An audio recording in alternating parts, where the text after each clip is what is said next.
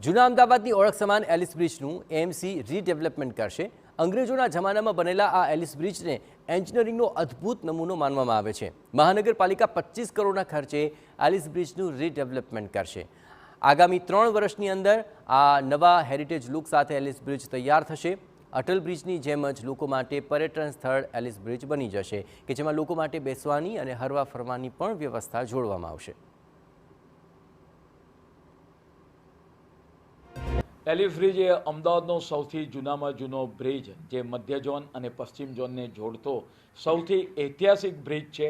આ એલિસ બ્રિજનું વર્ષો પછી એનું રીડેવલપમેન્ટ રીકન્સ્ટ્રક્શન થઈ રહ્યું છે। લગભગ 25 કરોડ કરતાં વધારે કિંમતથી એલિસ બ્રિજને નવા રૂપરંગ અપાશે। જે રીતે અત્યારે અટલ બ્રિજ જે રીતે એનું નામ છે એવી જ રીતે આવનાર સમયગાળા દરમિયાન 2.5 થી 3 વર્ષની અંદર એલિસ બ્રિજ સંપૂર્ણ રંગરોગાન સાથે તદુપરાંત સિટિંગ એરેન્જમેન્ટ આપણે વાત કરીએ કે હેરિટેજ લુક તદુપરાંત ડેકોરેટિવ લાઇટ સાથે તૈયાર થશે।